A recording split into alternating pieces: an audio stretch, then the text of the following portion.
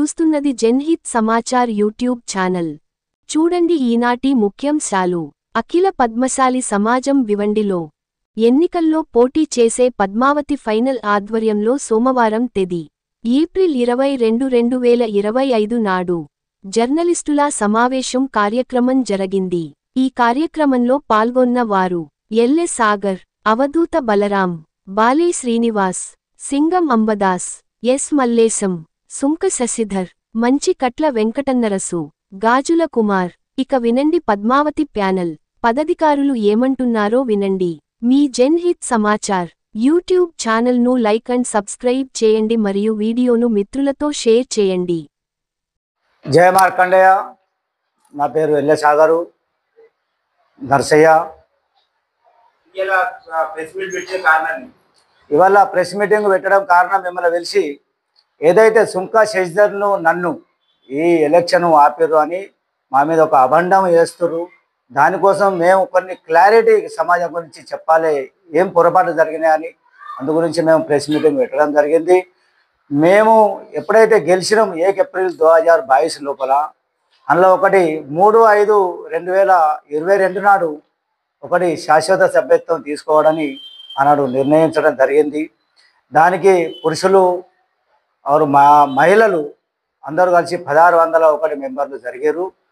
అది ఠరావు తీసుకొని ఇక్కడ మనం చేయడం జరిగింది.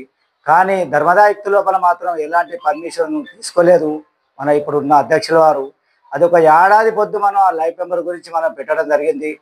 ఆ లైఫ్ మెంబర్ ఏడాది తర్వాత కూడా 2 సంవత్సరాల కాల పరిమితి లోపల కూడా మనకు ధర్మదాయుక్తి లోపల ఎలాంటి దాన్ని మనం మెంబర్షిప్ తీసుకున్నామని అక్కడ సబ్మిట్ చేయడం జరగలేదు. 2 సంవత్సరాలల్లా నేను వాళ్ళకు చెప్పిన మనది ఘటన దురుస్తి అయ్యి మనది లైఫ్ మెంబర్లను తీసుకున్న వాళ్ళను ధర్మదాయుక్తుల సబ్మిట్ చేయరి, వాళ్ళ పేర్లు నమోదు చేయరి అని నేను 19 జనవరి 24 నాడు కూడా వాళ్లకు ఒకటి లెటరు ఇవ్వడం జరిగింది. ఇందులో ఘటన దురుస్తి చేయాలి, వాళ్ళ పేర్లు నమోదు చేయాలని పదే వాళ్లకు నేను అధ్యక్షుడికి సెక్రటరీకి లెటర్ ఇవ్వడం జరిగింది.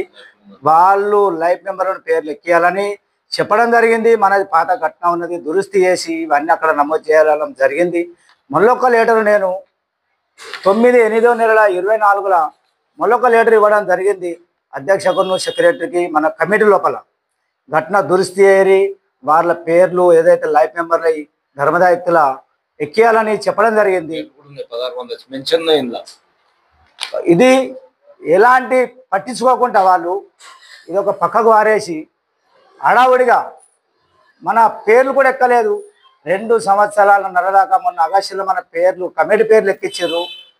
అంటే ఇంత నిర్లక్ష్యం జరుగుతుంది సమాజం లోపల. అంటే ఎందుకు లేటు ఎక్కుతున్నాయి అని అంటే వాళ్ళు ఒకటే చెప్తారు, మన సమాజం మీద కేసు ఉన్నది, మన కమిటీ మీద కేసులు ఉన్నాయని.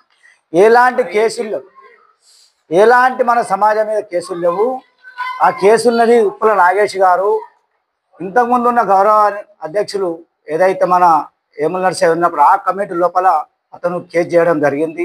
అది వాళ్ళ సమస్య, అప్పుడు ఆ కమిటీ సమస్య అది. దాని తర్వాత మనకు చార్టీ కమిషనర్ గారు ఆదేశం చేసిర్రు 31/1/2022 లోపల మీరు 60 రోజుల టైం లోపల మీరు ఎలక్షన్లో తీసుకొని ఎలక్షన్ చేయరని, అప్పుడు 140 మంది పెద్ద మనుషులతోటి మీరు ఎలక్షన్ చేసుకోరని చెప్పడం జరిగింది. దానికి 140 మందికి 60 రోజులు టైం ఇచ్చిండు మనకు అప్పుడు చార్టీ కమిషనర్ గారు. కానీ ఇప్పుడు ఏదైతే మన కమిటీ ఉన్నది దాని మీద ఎలాంటి కేసు లేదు. వీళ్ళ నిర్లక్ష్యం వలన పేర్లు ఎక్కేయక జరగలేదు. దానికి నేను ఈ లెటర్ ఇచ్చి వాళ్ళను అడగడం జరిగింది. కానీ అయినా కానీ మన పేర్లు నమోదు ఆగస్టు లోపల నమోదు చేసిర్రు. కానీ ముందుగా మనకు ఏదైతే ఈ లైఫ్ మెంబర్ల గురించి నేను మొదటి నుంచి కొట్లాడుకుంటూ వచ్చిన ఈ లైఫ్ మెంబర్ 1600 మంది ఉన్నారని లాస్ట్కు నా మాట వినకపోతే ఏదైతే మన మీటింగ్లలో 21 నాడు ఒక మీటింగ్ అయింది, 28 నాడు ఒక మీటింగ్ జనరల్ మీటింగ్లో మన లైఫ్ మెంబర్లు వచ్చిర్రు, మన పుడారీలు వచ్చిర్రు, మన ట్రస్టులు కూడా ఉన్నారు. అందులో కొన్ని విషయాలు అడిగితే ఎందుకు కూడా దానికి సమాధానం చెప్పకుండా అది మీ అందరికీ తెలిసిందే అధ్యక్ష మీటింగ్ అయిపోయిందని మధ్యలో లేచిపోవడం జరిగింది. ఆ నిర్లక్ష్యం వలన ఆనాడు తర్వాత మళ్ళీ వీళ్ళు ఆ రోజు డిక్లరేషన్ ఎలక్షన్ కమిషనర్లను ఆ ఎలక్షన్ కమిషన్లకు మేము కొన్ని విషయాలు అడగడం జరిగింది.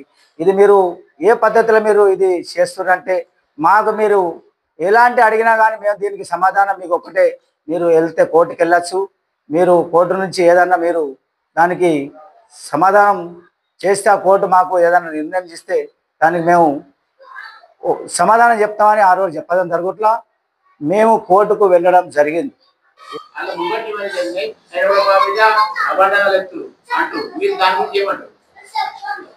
జయ మార్కండేయ. భివండిలో ఉన్న పద్మశాలి కుల బాంధవులందరికీ నమస్కారం తెలుపుతూ, ఇప్పుడు మీరు క్వశ్చన్ వేశారు.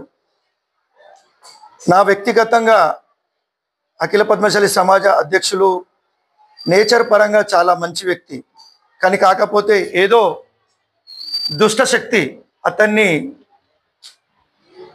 చక్కగా నడిపించడం లేదు. ఎందుకంటే కొన్ని విషయాలు మీడియా ముంగడికి తీసుకురావాలని నాకు మనసుకు అనిపించింది. లాస్ట్ 6 సంవత్సరాలు వీళ్ళు ఉపాధ్యక్షుగా పుట్టపతిని రామకృష్ణ ఉన్నాడు, అందులో సెక్రటరీగా రాజు గాజంగి గారు ఉన్నారు. 6 సంవత్సరాలు కంటిన్యూ నడుస్తుంది. వీళ్ళు ఎన్నడికి ఎలక్షన్ రావాలి, ఎలక్షన్ చేయాలని ఆలోచన రాలే. అప్పుడు మేము జేఎస్సీ తయారు చేసి ఎలక్షన్ గురించి పోయి 1 సంవత్సరం వెంబడి పడితే ఎలక్షన్ది ఆర్డర్ తీసుకొచ్చి ఎలక్షన్ చేయించిన ఘనత మాది. ఈరోజు ఎలక్షన్ ఆపింది సుధా, స్టే వచ్చిందంటే ఆనాడు తెల్లరి తీసుకుపోయి అంటారు మేము ఒక్కనాడు చేస్తాము అని అక్కడ చెప్తారు. ఆయన స్టే ఇచ్చింది కారణం ఒక్కటే, 2 తారీఖు మీకు ఎప్పుడైతే సర్టిఫికేట్ చేసినాము, 28 తారీఖు మీకు అప్పీల్కి పిలిచినాము, ఆ టైం ఉండగా మీరు ఎలక్షన్ ఎట్లా పెట్టిరని హైకోర్టు మనకు స్టే ఇచ్చింది. ఇది ప్రతి ఒక్కరు గమనించాలి. వీళ్ళు ఇంత పాస్ చేస్తున్నారంటే ఎలక్షన్లో ఏదో అవకతవకలు ఉన్నాయని కోర్టు నిర్దేశం తీసుకొని మనకు స్టే ఇచ్చింది. ఆర్ ఎలక్షన్ కమిషనర్ నియమించి వారికి రియల్ ఇట్లా అన్నారు కి అక్కడ పోయి స్టడీ చేసి ఇది ఏదన్నా క్లియర్ చేసి ఎలక్షన్ చేయాలని అన్నారు. ఎక్కడ మేము అనలేదు 1782 మందిని పక్కకు పెట్టి ఎలక్షన్ చేయాలని. 1782 మందికి కొట్లాడేదే మేము జేఏసీ తరపు నుంచి. ఈ విషయం ప్రతి ఒక్కరికి తెలుసు. అయితే ఇంకో విషయం పండిది, నేను కొంత ఏరియాలలో ఇప్పుడు విన్నాను, ఒక 3 కడపలు 5 కడపలు ఉన్న కాడ పండి తయారైంది. అట్లా కొన్ని ఏరియాలలో జరిగింది. ఆ పండి ఏరియా మనుషులకు విజ్ఞప్తి, నేను ఎవరిని ఎలిగేషన్ చేస్తలేను, కానీ మన సమాజానికి ఒక రూల్స్ ఉన్నాయి. ఆ రూల్స్కు విరుద్ధం ఎవరైనా తప్పే, భలే శ్రీనివాస్ కావచ్చు ఇంకెవరైనా కావచ్చు.